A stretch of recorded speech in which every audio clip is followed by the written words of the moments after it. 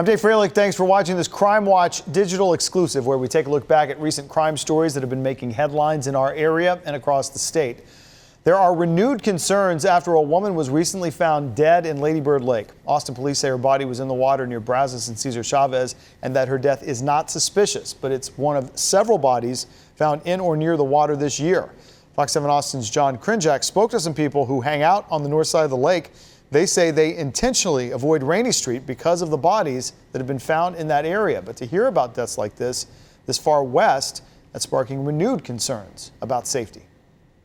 Very scary, especially given that I live in this neighborhood. Concern among people who hang out near Lady Bird Lake Monday after the body of a woman was found Sunday morning in the water near Brazos and Cesar Chavez. A 911 call was received from a kayaker who is paddling upstream and observed some type of object in the water. Police say it appears the woman was homeless, in her 60s, and may have been trying to keep warm when she somehow ended up in the water.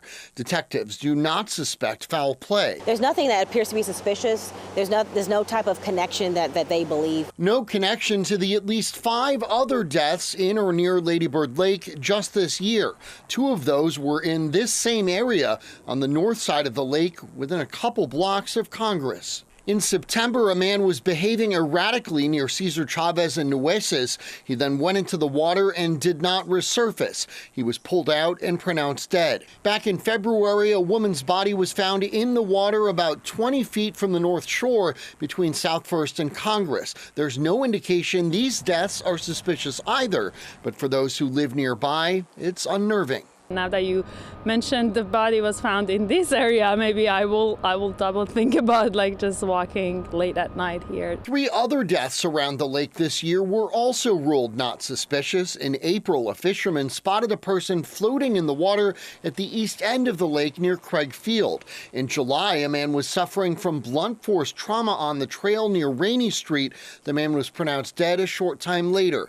And in September, a body was found along a trail near the lake off Pleasant Valley. It's shocking, obviously. I don't know. It's like, I don't know. Do I feel safe to come and walk? Police have taken great pains in recent years to try and put the rumors of a serial killer to rest. There's no serial killer at this time. Nothing has come to light that would indicate that there is a serial killer. But as the deaths continue, many just aren't convinced. I feel like they are connected. It's giving the serial killer vibes in the cities.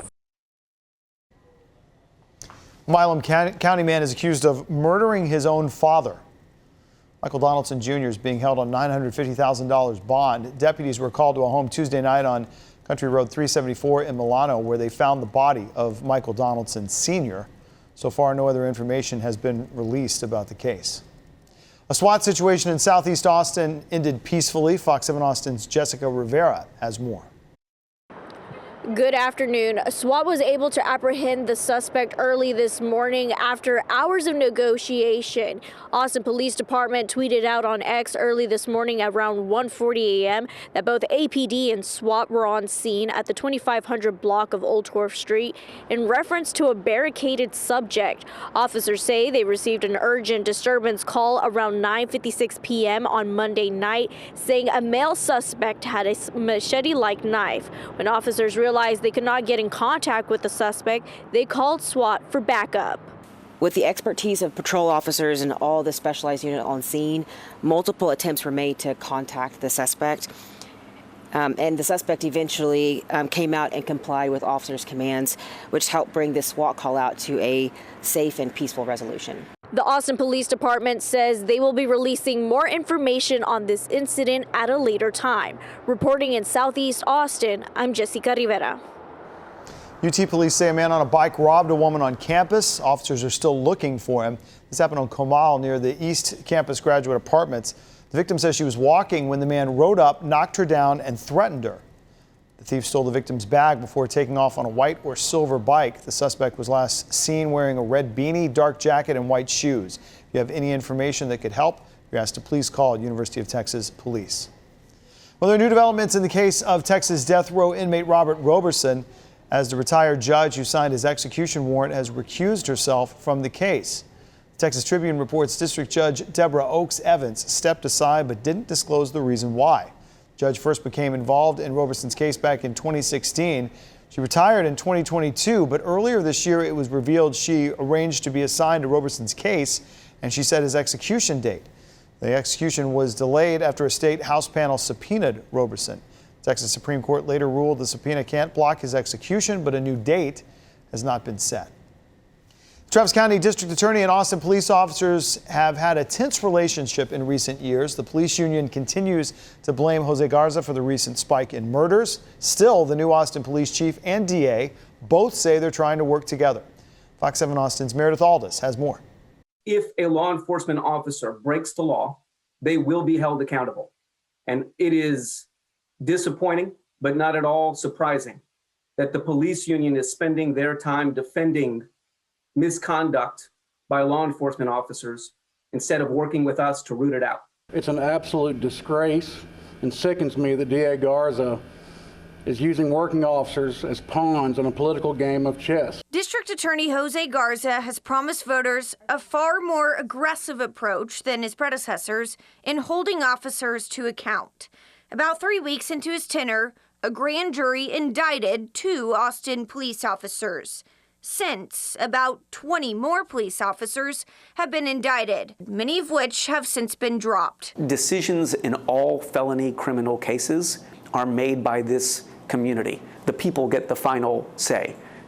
They get the final say through grand juries and ultimately through trial juries. To try to blame our community or say they're the ones that did this, not me, is extremely disingenuous because he controls the information that gets presented. Garza has only secured 1 conviction so far, a deadly misconduct charge for Christopher Taylor. 4 more Austin police officers are set to go to trial next year. Enter Lisa Davis, new to Austin, and a new chief who could bring a new perspective. Good cops do not want to work with bad cops. They just don't. And so when we can look at that as an organization on maybe they're not cut out to be a cop, let's get them out of here. I'd much rather do that than have someone facing a trial and facing some indictment. That is not anything I want to see for an officer. Davis says she wants what's best for her officers, which might mean discipline within the department. To potentially save someone's career or to keep them out of that type of trouble, I think we owe that to them. And I think I want the officers to know that my support for them is about when we're looking at discipline, I want the discipline. It has to be fair and it has to be impartial. And sometimes that may not be, whether that's a move or something that they don't agree with. The Austin Police Association president says he feels like the DA is actively working against Austin police officers. It's extremely demoralizing, right? When you see your work product get dismantled and you have to repeat it all over again. Garza says he's working with the new police chief to improve the safety of the community. I am committed to working with Chief Davis and the department and all of our law enforcement partners to ensure that they continue to feel that way as they carry out these dangerous and important jobs in our community. We all may not agree on how we get there, but we're going to listen to each other. We're going to hear the different sides, and the processes in place that we have to work together. Bullock says he wants to be at the table too. If he's willing to talk with us and willing to hear our side of the story and our concerns and actually take them into consideration, well, then maybe we can start to move forward. Meredith Aldis, Fox 7 Austin, Crime Watch. An effort to reduce overdose deaths in Travis County appears to be working. County leaders say a decrease is a good sign, but that more needs to be done. Here's more on that story from Fox 7 Austin's Rudy Koski. As of Monday morning, every ambulance in the Austin-Travis County EMS fleet has on board Narcan, Noxolone rescue kits. It's a major accomplishment since the public health crisis declaration issued back in 2022. Monday, Travis County leaders didn't declare victory, but acknowledged this and other steps have been made. This means that what we're doing is working. Harm reduction is working. Education is working. For the first time in 3 years, there's been a decline in overdose deaths in Travis County. In 2023, there were a total of 486 overdose deaths. 250 of them occurred in the first 6 months of 23. In the first 6 months of 2024, there were 221 deaths.